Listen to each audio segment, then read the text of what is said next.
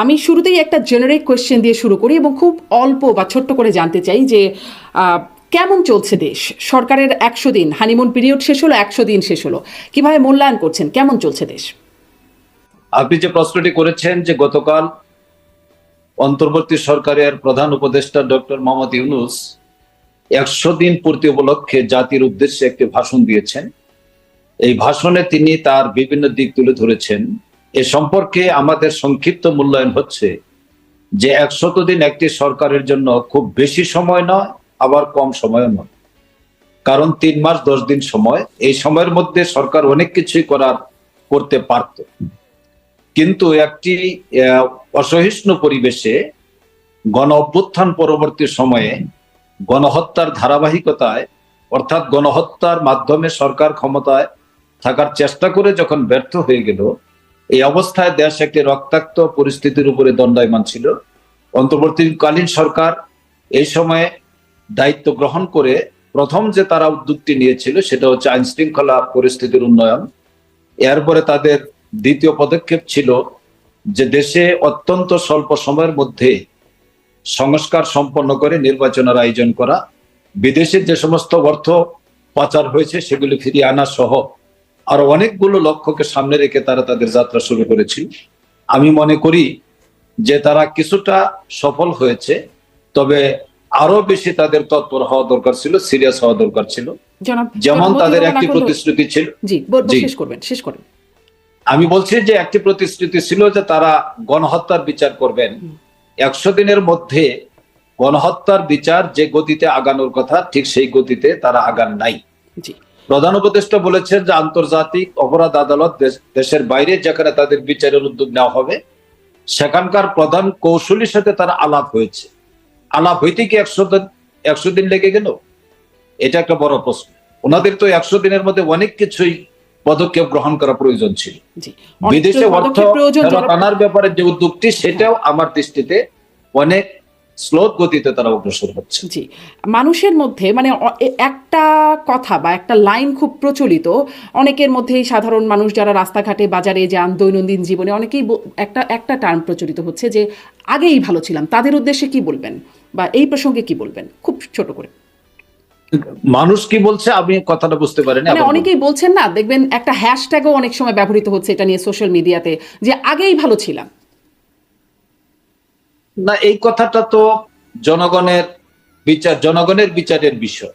কারণ জনগণ 15.5 বছরের স্বৈর শাসনের কবল থেকে মুক্তির জন্য যেভাবে তারা অস্থির ছিল এবং মুক্তি পাওয়ার পথ খুঁজছিল, জনগণ এক বাক্যে এক বিষয়ে একমত যে ফ্যাসিস্ট সরকারের কবল থেকে জাতি মুক্তি লাভ করেছে। অতএব এটা জাতির একটি বড় পাওনা। এখন তারা দেশটাকে যে অবস্থা রেখে গিয়েছে সেখান থেকে উদ্ধার করে সংস্কার করা, এটা হলো প্রধান কাজ। সঙ্গত কারণে একটু সময় লাগবে, খুব স্বাভাবিক। এটা 15.5 বছর তাদের সেটআপ এখনো রয়ে গেছে। তাদেরকে বহাল রেখে একটি দেশকে ফ্রি অ্যান্ড ফেয়ারলি অগ্রসর করানো একটু কঠিন। আমরা এই জন্য তাদেরকে একটু সময় দিতে চাই। জনগণ এটা খুব ভালোভাবেই বুঝছেন এবং উপলব্ধি করতে পারছেন। ফ্যাসিস্ট সরকারের কথা বলছেন আপনাদের দলের আমির, জামায়াতের আমির, তিনি বলছেন যে বারবার ফ্যাসিস্ট বা ফ্যাসিজম, আওয়ামী লীগের সাথে বারবার ফ্যাসিস্ট বলাটা তিনি পছন্দ করছেন না। বলছেন ফ্যাসিস্ট বলে গালি দেওয়াটা আমি পছন্দ করি না, এরাও তো আমাদের রাজনৈতিক পরিবারের সদস্য। এবং এটি নিয়ে বেশ আলোচনা হচ্ছে, সমালোচনার ঝড় উঠছে, আওয়ামী লীগ প্রেম বলে কটাক্ষ করা হচ্ছে। এই সমালোচনাগুলো সম্পর্কে আপনি কি বলবেন বা আপনাদের দলের কি অবস্থান? এবং সেই সাথে সাথে রাজনৈতিক পরিবারের সদস্য হিসেবে তাদেরও কি রাজনীতিতে সহাবস্থান বা রাজনীতিতে থাকার, বাংলাদেশের রাজনীতিতে থাকার অধিকার আছে কিনা, থাকা উচিত কিনা, আপনার কি মনে হয় বা আপনাদের কি মূল্যায়ন? আপনার প্রশ্নের উত্তরে আমি খুব সংক্ষেপে এই বিষয়ে বলবো। আমিরে জামাত ডাক্তার শফিকুর রহমান লন্ডনে তিনি সফরে আছেন। একটি সমাবেশে তিনি সেখানে বক্তব্য দিয়েছেন। তার পুরো বক্তব্যটা যদি আমরা পড়ি গভীর মনোযোগের সাথে, তাহলে তিনি ফ্যাসিস্টকে বন্ধু বানানোর কোনো বক্তব্য তিনি দেন নাই। তিনি বলেছেন যে বাংলাদেশ এমন একটি পর্যায়ে এসে দাঁড়িয়েছে, এখন আমাদেরকে দেশকে গড়ে তুলতে হবে এবং ভুল ত্রুটিকে সংশোধন করার মাধ্যমে এগিয়ে যেতে হবে। এই ক্ষেত্রে যারা দোষ করেছে, অন্যায় করেছে, অপরাধ করেছে তাদের বিচারের কথাটাও তিনি বলেছেন। সুতরাং এটাকে সামগ্রিক দিক বিবেচনায় করে নিয়ে আমাদের বক্তব্য রাখতে হবে।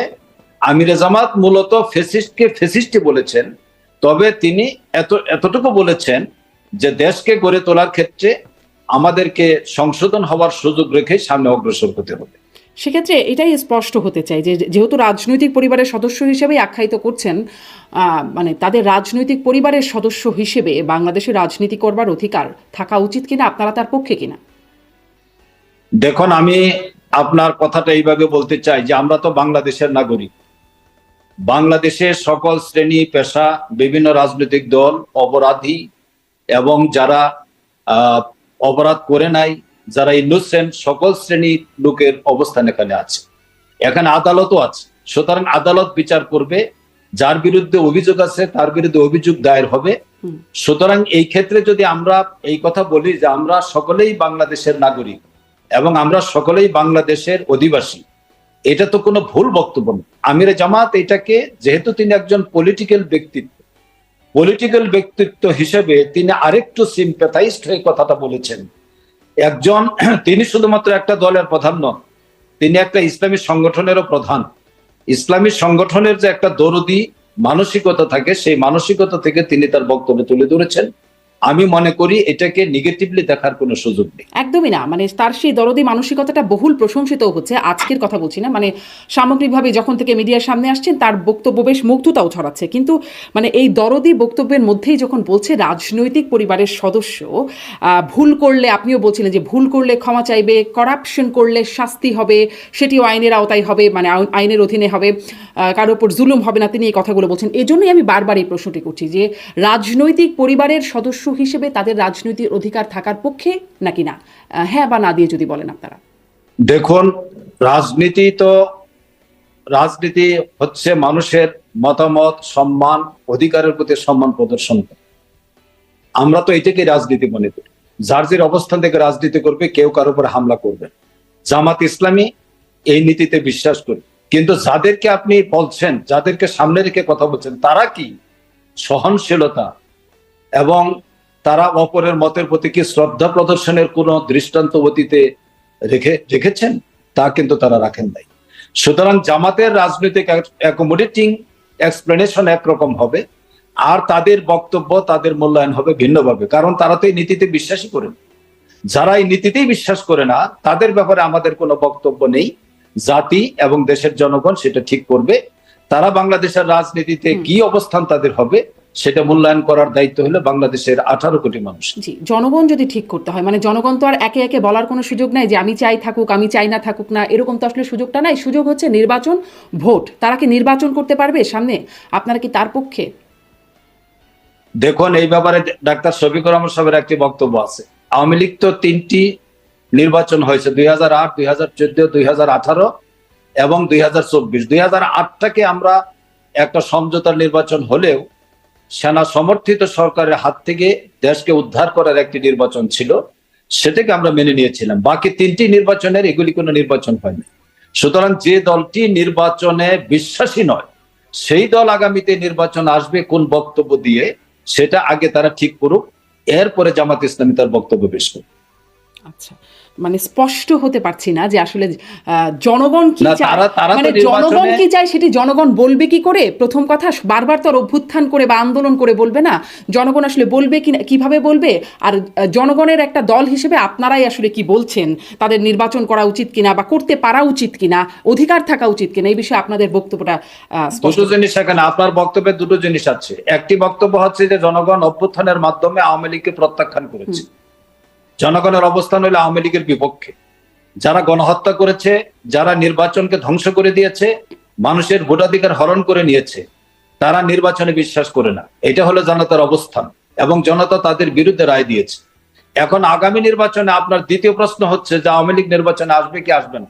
গণ অভ্যুত্থান বলে দিয়েছে আগামী নির্বাচনে আওয়ামী লীগের অবস্থান কি হবে কি হবে না, এটা আমি আমার মুখ থেকে বলার কোনো প্রয়োজন মনে করছি না। আচ্ছা, মানে এই বিষয়টা কেউই খুব মুখ থেকে স্পষ্ট করছে না, এই জন্যই প্রশ্নটা করছিলাম। যেমন আমি তো আমার বিএনপিও অবস্থান বলছে, পরিষ্কার করে বিএনপিকেও ফেলেছি। জিজ্ঞাসা করলে বিএনপিও বলছে তারা আওয়ামী লীগ নিষিদ্ধের পক্ষে না, মানে জনগণই বিচার করবে, এই ধরনের কথা। মানে জনগণ তো মোটা দাগে 18 কোটি জনগণ, একটা বেগ জায়গায় রয়েই যাচ্ছে।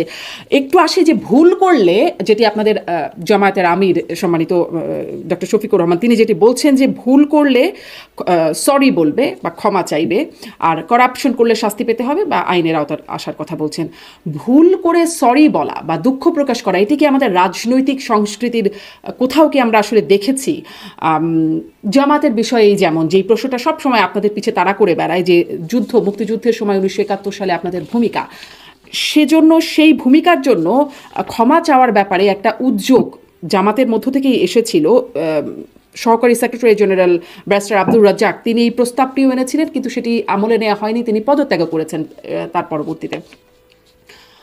আসলে সরি বলার কালচারটা কি আছে? আপনারা এই বিষয়টিতে বিব্রত হন কিনা, বারবার যে এই প্রশ্নটা আমরা আপনাদেরকে করি?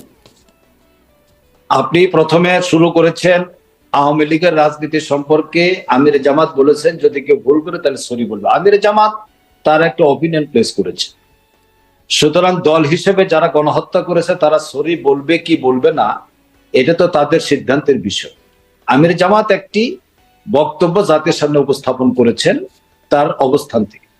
এরপরে আপনি 71-এর যে ইস্যুটা এনেছেন, দেখুন 71-এর ইস্যু নিয়ে দলের অভ্যন্তরে আলোচনা, কি প্রক্রিয়া কিভাবে হলো কি হলো না, সেটা একান্তই একটা নিজস্ব এজেন্ডা বা আলোচনার বিষয়। কিন্তু সিদ্ধান্ত কি হয়েছে সেটা হলো ভিন্ন জিনিস। অনেকেই অনেক বক্তব্য অনেক দৃষ্টিভঙ্গি থেকে রাখতে পারে।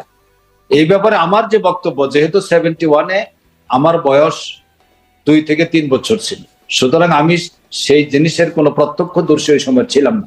ইতিহাস পড়ে বই পুস্তক পড়ে যতটুকু জেনেছি, জামাত এই কথাটা পরিষ্কার করার চেষ্টা করেছে 1971 সালে জামাতের অবস্থান ছিল রাজনৈতিক অবস্থান নিয়ে জামাত যে ভূমিকা রেখেছে, 53 বছরে গোটা জাতি জামাতের সেই ভূমিকা পূর্বের পরের, তাদের চরিত্র, তাদের অবস্থান, তাদের বক্তব্য, তাদের ক্যারেক্টার, রাজনীতিতে তাদের যে গণতন্ত্র প্রতিষ্ঠা সহ সকল ক্ষেত্রে তাদের ভূমিকা কি, এর মাধ্যমে জামাত সম্পর্কে একটা ধারণা এদেশের জনগণ পেয়ে গিয়েছে। সুতরাং আমি মনে করি যে এই বিষয়টি জনগণের উপরে আমরা ছেড়ে দিয়েছি।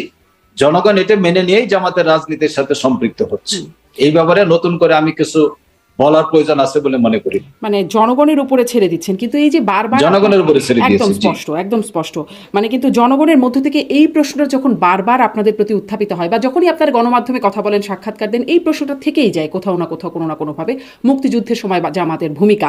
এবং সেজন্যই আসলে মানে আপনারা কি সেটির জন্য অনুতপ্ত বা অনুশোচনা আপনাদের মধ্যে কি কোনো কাজ করে, যে দলের ভূমিকা হিসেবে, বা এতবার যে এই প্রশ্নটা আপনাদেরকে বিদ্ধ করে, এজন্য কি আপনাদের কোনো অবস্থানগত কোনো পরিবর্তন হয় আলোচনায়? দেখেন, আমির জামাত ডাক্তার শফিকুর রহমান এই বিষয়ে সর্বশেষ যে বক্তব্য দিয়েছেন, কিছুদিন আগে একটি চ্যানেলে তার সাক্ষাৎকার এসেছে, তিনি বলেছেন যে সন্দেহাতীত ভাবে যদি প্রমাণিত হয় 1971 সালে জামাতের ভূমিকার ব্যাপারে জামাত ভুল করেছিল, তখন আমরা সেটা ক্ষমা চাব। উনি তো বলেছেন সন্দেহাতীত ভাবে প্রমাণটা একটা আইনি টার্ম, এবং এটা প্রমাণ করতে হবে। আজ পর্যন্ত কোনো ব্যক্তি আদালতে এটা প্রমাণ করতে পারেন নাই। যে আদালতে যেহেতু এটা প্রমাণিত হয় নাই, ডাক্তার শফিকুর রহমানের এই বক্তব্যটাকেই ভিত্তি ধরে আমরা বলবো যে উনি সর্বশেষ যে বক্তব্য দিয়েছেন, এই বক্তব্যের পর জামাতে ইসলামের আর কোনো বক্তব্য থাকার সুযোগ নেই।